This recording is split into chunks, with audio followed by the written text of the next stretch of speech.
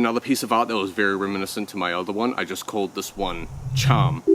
I like the direct light source emitting only on the core parts of the characters' bodies, and the hat that the human is wearing is literally based on the blue jacaranda tree that I'm sitting underneath right now. I literally stuck my pinky into one of the flowers and thought this could be a sort of ludicrous headpiece. I like having defining characteristics on my art. I literally just took a picture of the flower, traced it down on a piece of paper, drew a man around it highlighting the pieces I wanted to dither the most, took a picture of that, imported it into Sprite, and then used my pixel art on it. This is still just me kind of feeling out the waters as I step into the space of posting my art online, and for my next pieces I'm going to want to incorporate things like colors. It'll be very rudimentary to start with, but once I get the intricacies of shading and light sources, I think it will look pretty cool. I really have been devoting a lot of time to this world building project since my last video. It's been a slow time of year, and I just find myself a lot of my alone time is built towards random scribblings and random drawings. As much as I adore the typical fantasy tropes, I feel like I need to carve my own way. While the whimsy of things like The Lord of the Rings will always be close to my heart, I feel like that's exactly why I need to step away from it.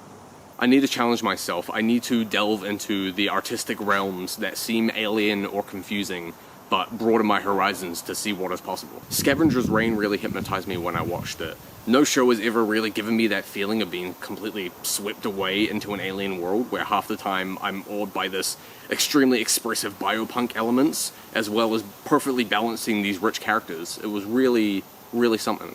Very reminiscent of things like Fantastic Planet, as well as Nausicaa, and how the mind can even barely comprehend what the basic actions of these organisms are, and that really enriches the world so much for me. I need to hone in on that feeling, and I have completely reshaped my world to capture that odd feeling that intrigues me a lot. Bear with me because this is going to be quite dense, but I've changed my traditional continent shaped by water. I've made it into a space where I feel like there are more unique storytelling opportunities.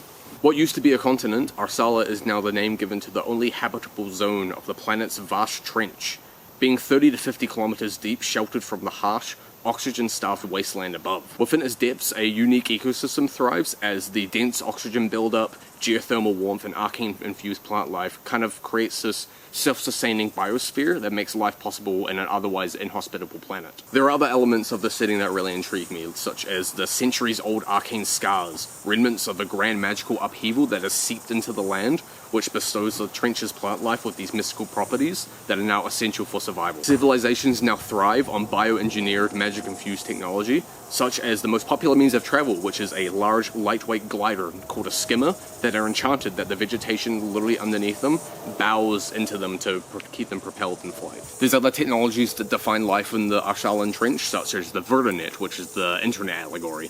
The Vertinet is an organic information network, a vast pulsing web of energy streams cast through the roots of weave trees, which serve as both databases and transmission hubs. The Vertinet relies on direct root-to-root contact, and because of this, sediments are built around the root broadcast stations, which are connection points for these roots. So basically, I have changed from a typical Tolkien-esque fantasy world into a more science fiction bio/leaf punk fantasy world, where magic, nature, and technology are kind of inseparable, and survival depends on mastering the balance between divinity and this arcane warping chaos. I'll show the map of the Arsalan Trench once I've fully figured out the kinks on how to best display it, and I'll continue to work on it as I show off visuals that I've conjured for this. I'm happy to blend these fantastical ideas into the knowledge that I've gained of self-sustaining biospheres from my environmental science degree, but still, this is just me choosing the trajectory for my art, and it's been hard. It's hard to pin down exactly how I want to communicate these ideas, and I would be lying if I said that doing these scribbles and then tracing over them with pixel art is 100% fulfilling. But making this sort of visual or tangible art pieces that convey these feelings that aren't just incoherent jumbling words on pieces of paper is better than nothing, I guess, right? I got this book, it's called The Age of Rot from Strange House, which is this fucking sick, awesome lore book with this rotting world. It's got this very stark, blackout art, it's very evocative. It says so much while saying so little. That's why I'm even hesitant to show a video of my map and stuff, because I don't want to say too much. I hate when shit is over-explained. I'm struggling to find a balance between showing these vignettes that have a vague through line through them, but I also feel like I need to show a map and have an encyclopedia on every location. Because I want it to feel real, and I feel like those things are kind of at odds with each other.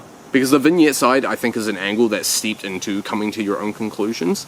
but I want it to feel like it is part of a larger, cohesive world, but I don't want to just lay down hundreds and hundreds of words of text that you have to read to understand it, you know? It's been annoying to juggle both of those once, but I feel like I'm going to spend the next while trying to figure that out. I think next video I will show off the map, and maybe another piece of art that I've been chipping away at, as well as the more thematic elements that I want to get into with the world building project.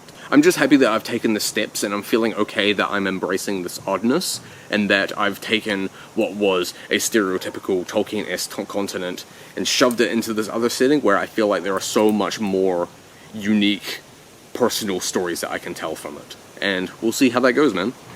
The Arsalan Trench. Look out for that.